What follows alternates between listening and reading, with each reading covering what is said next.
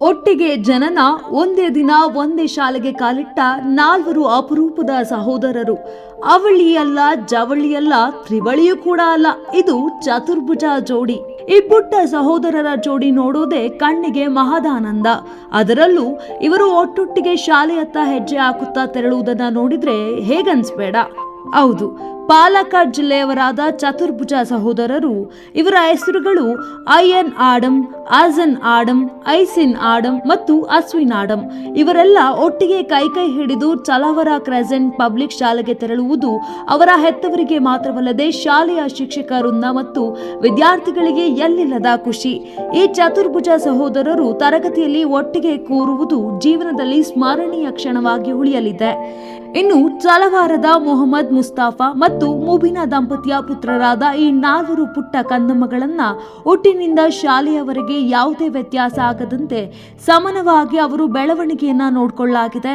ವೈದ್ಯರಾಗಿರುವ ಪೆರಿಂತಾಲ್ನಲ್ಲಿರುವ ಮೌಲಾನಾ ಆಸ್ಪತ್ರೆಯ ವೈದ್ಯ doctor A K Jayachandran ಈ ಕುರಿತಂತೆ ಮಾತನಾಡಿದ್ದಾರೆ. ಇನ್ನು ಮುಬಿನಾ ಅವರು ಗರ್ಭಿಣಿ ಆದಾಗಿನಿಂದ ಅವರಿಗೆ ಚಿಕಿತ್ಸೆ ನೀಡಲಾಗಿತ್ತು. ಇದು ಅತ್ಯಂತ ಅಪಾಯದ ಸಂದರ್ಭವಾಗಿತ್ತು. ಈಗ ಆ ನಾಲ್ವರು ಮಕ್ಕಳು ಶಾಲೆಗೆ ಹೋಗುವುದನ್ನು ನೋಡುವುದು ತುಂಬಾ ಸಂತಸವನ್ನ ತಂದಿದೆ ಎಂದರು. ಇನ್ನು ಒಂದೇ ಹೆರಿಗೆಯಲ್ಲಿ ಜನಿಸಿದ 4 ಶಿಶುಗಳನ್ನ ರಕ್ಷಿಸುವ ಸವಾಲನ್ನು ನಾನು ಅಂದು ಸ್ವೀಕಾರ ಮಾಡಿದ್ದೆ. ಅವರ ಜೀವನದಲ್ಲಿ ಈ ಮಹತ್ವದ ಹೆಜ್ಜೆಯನ್ನ ವೀಕ್ಷಿಸುವುದು ಒಂದು ಸೌಭಾಗ್ಯ ಎಂದು ಇದೀಗ ಡಾಕ್ಟರ್ ಜಯಚಂದ್ರನ್ ಹೇಳಿದ್ದಾರೆ. ಹೆರಿಗೆ ಸಂದರ್ಭದಲ್ಲಿ ಮಕ್ಕಳ ತಾಯಿ ಮುಬಿನಾ ಅವರ ಮುಖದಲ್ಲಿ ಆಯಾಸದ ಸುಳಿವು ಇದ್ರೂ ಕೂಡ ಹೆಮ್ಮೆಯಿಂದ ನಸು ನಗ್ತಿದ್ರು. 4 ಮಕ್ಕಳ ಮೇಲೆ ನಿಗಾ ಇಡುವುದು ತುಂಬಾ ಕಷ್ಟ. ಆದ್ರೆ ಈಗ ಅವರ ಪೋಷಣೆ ನೋಡಿದ್ರೆ ತುಂಬಾ ಸಂತೋಷದಾಯಕವಾಗಿದೆ ಅಂತ ಹೇಳ್ತಾರೆ ಡಾಕ್ಟರ್ ಜಯಚಂದ್ರನ್. ಇನ್ನು ಒಂದೇ ವಯಸ್ಸಿನ 4 ಮಕ್ಕಳನ್ನ ನಿಭಾಯಿಸೋದು ಪೋಷಕರ ಜೀವನದಲ್ಲಿ ಒಂದೇ ಒಂದು ಕ್ಷಣ ಬೇಸರ ಎನಿಸೋದಿಲ್ಲ. ಆದ್ರೂ ಚಿಕ್ಕ ವಯಸ್ಸಿನಲ್ಲಿ ಅವರನ್ನ ನಿಭಾಯಿಸೋದು ಪೋಷಕರಿಗೆ ಅಷ್ಟೇ ಸವಾಲಿನ ಕೆಲಸವಾಗಿರುತ್ತದೆ ಎಂದ್ರು. ಇನ್ನು ಅವರ ತಂದೆ ಮೊಹಮ್ಮದ್ ಮುಸ್ತಾಫಾ ವಿದೇಶದಿಂದ ಮನೆಗೆ ಬಂದಿದ್ದು ತಮ್ಮ ಮಕ್ಕಳು ಶಾಲೆಗೆ ಒಟ್ಟಿಗೆ ಪುಟ್ಟ ಹೆಜ್ಜೆಗಳನ್ನಿಟ್ಟು ಹೋಗುವ ಅಪರೂಪದ ಕ್ಷಣವನ್ನ ಕಣ್ತುಂಬಿಕೊಳ್ತಿದ್ದಾರೆ. ಈ 4 ಮಕ್ಕಳು ತಮ್ಮ ಅಜ್ಜಿಯರಾದ ಮಮ್ಮ ಮತ್ತು ಖದೀಜಾ ಅವರೊಂದಿಗೆ ಮೊದಲ ದಿನದಂದು ಶಾಲೆ ಒಟ್ಟಿಗೆ ತೆರಳಿದ್ದು ಅವಿಸ್ಮರಣೀಯ ದಿನವಾಗಿದೆ.